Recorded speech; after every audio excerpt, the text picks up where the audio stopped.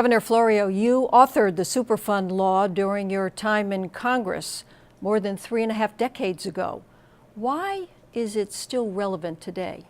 Well, because we haven't finished cleaning up the toxic waste dump sites, which are really the subject of the law.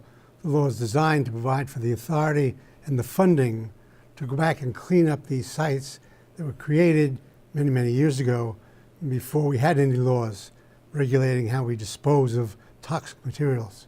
It provides the authority to go after the responsible parties and gives them strong legal powers to force them to clean up. Why is it that New Jersey is still at the top of the list with the most Superfund sites in the country?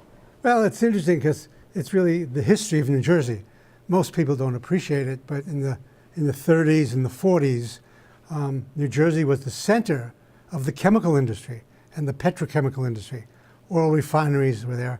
Many of them are gone now, but in those years, we were the center of that industry. And since there were no laws in existence at that time, the industry just randomly disposed of the chemical wastes. Here in New Jersey? In New Jersey. Over and above that, many of the companies in New York and Pennsylvania, Philadelphia, took their wastes out to the wilds of New Jersey, where they didn't have back in a the whole day. lot of development back in the day. And stuff was just deposited. And of course, over the years, we developed, communities developed, and so on. And they found this stuff in the earth, and the Superfund sites were discovered. One of the things that's most troubling about the budget cuts in Washington that's taking place now, 31% reduction in EPA's budget, 3,000 people being laid off, is that means that the existing laws are not being enforced. One of the existing laws is something called the Resource Conservation and Recovery Act, which spells out how you dispose going forward of toxic wastes. Those budget cuts, they're proposed at this point by President Trump in his federal budget. And as you're indicating, they would have an impact on the Superfund law. What would be the implications if they were to come about for the sites here in New Jersey and cleanup?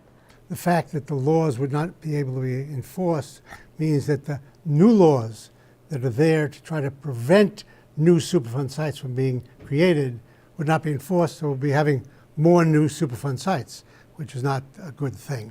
So there's a real serious problem with the insensitivity that's reflected in these budget cuts at the Environmental Protection Agency. Some environmental organizations like the Sierra Club here in New Jersey contend that other environmental programs would be impacted by these cuts. For example, the water monitoring program.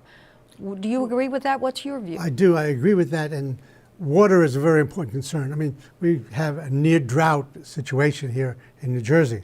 So we have to be more concerned than in the past about water supplies, adequacy in terms of the quantity and the quality. And Superfund is very much related to water quality. You and some other former governors in New Jersey, Governors Whitman and Kane and Byrne and some other lawmakers, have signed a public statement to bring about public awareness of your concern over this. What is your hope? What is your goal here? Well, our hope is, first of all, have a direct impact upon our congressional people. They're going to be voting on this in the bipartisan way. As you say, Governor Kane, Governor Whitman, myself, Governor Byrne, have spoken out saying this should not be a partisan issue. Everyone is sensitive to the need for good environmental protection. And therefore, what we do is like you to take into account the needs of the people of the state of New Jersey. As the author of the law, Governor, are there any changes, any re-examination of the Superfund law that would be appropriate all these years later? Well, I think the change that's most important is to have it fully funded. When the law was created, we provided for the fund to be as a result of an assessment on the chemical people and the petrochemical people. Relatively small amount for them, but that was designed to finance remediation. What's happened now, that expired and was never renewed. So now we have to depend upon the general fund, which means the taxpayers pay it. That's not the ideal, but it's essential to have that money there to clean up this site. Governor, thank you very much for sharing your views on this important issue for New Jersey. My pleasure.